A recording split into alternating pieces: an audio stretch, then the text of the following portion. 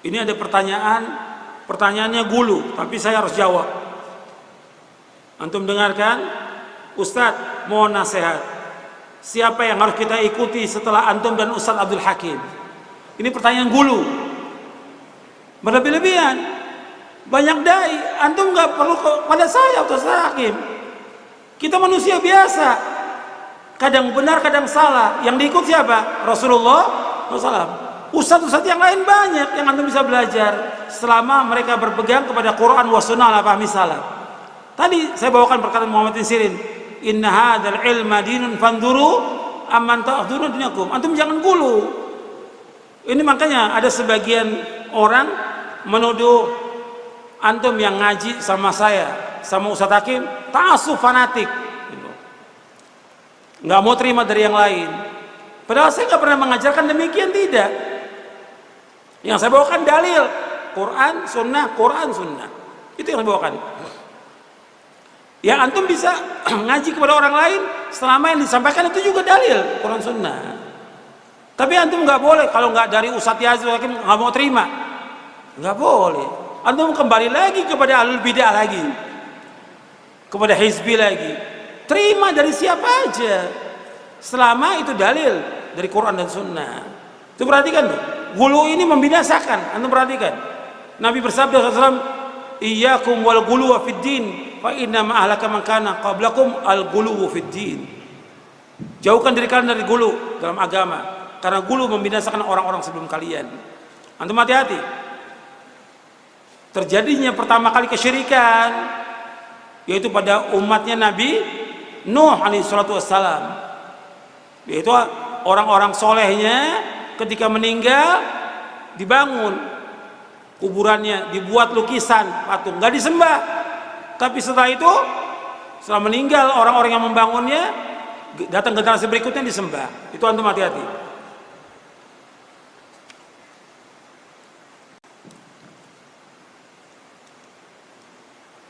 Bagaimana Ustadz? Kita mau berdoa kepada Allah. Kita merasa diri kita ini banyak dosa, banyak maksiat, maka kita jadikanlah orang-orang yang soleh yang sudah meninggal dunia yang ada dalam kubur itu sebagai perantara kepada Allah. Apakah ini syirik? Syirik ini tadi sudah saya bahas. Bagaimana kezoliman orang yang berbuat syirik, nggak menghargai Allah sama sekali. Itu saya bacakan dalam buku Syarah Kitab Tauhid, penjelasan Al-Imam Al-Muqayyim. Kita langsung, Allah menyuruh apa? Pakai perantara tidak. Allah menyuruh apa? Wa qala rabbukum ud'uni astajib lakum innal ladzina yastakbiruna ibadati sayadkhuluna jahannama dakhirin. Dalam surah Al-Mu'min, surah Ghafir, surah 40 ayat 60. Allah berfirman, "Adalah kalian semuanya berdoa kepadaku, langsung kepada Allah tanpa perantara. Sesungguhnya orang-orang yang sombong dalam beribadah kepadaku, mereka akan masuk neraka jahanam dan akan terhina." Langsung, nggak ada sahabat itu berdoa datang ke kuburan Nabi dulu, nggak ada. Semua mereka berdoa langsung kepada Allah, nggak ada pakai perantara. Adapun ayat yang sering dijadikan dalil oleh mereka dalam surah Al-Maidah di ayat 35, ya ayyuhalladzina amanu taqullaha wabtaghu ilaihil wasilah. Wahai yang beriman, bertakwalah kepada Allah dan carilah wasilah. Wasilah yang dimaksud dalam ayat itu melakukan amal-amal soleh yang diridhoi Allah. Melakukan amal-amal soleh, ketaatan-ketaatan yang mendekatkan diri kepada Allah. Itu maksudnya. Penjelasan para mufassir tentang ayat itu demikian. Antum bisa lihat dalam tafsir At-Tabari, Ibnu Katsir dan yang lainnya. Apakah boleh kita sholat di masjid yang ada kuburannya? Tidak boleh. Kenapa? Nabi menyebutkan dalam hadis yang sahih riwayat Bukhari Muslim, la'anallahu al-yahuda wan nasara ittakhadu kuburan bi masajid. Mudah-mudahan Allah melaknat Yahudi Nasrani karena mereka menjadikan kubur nabi mereka sebagai apa? Sebagai berhala, sebagai tempat ibadah. Mereka menjadikan kubur nabi mereka sebagai masjid, tempat ibadah. Aku larang kalian.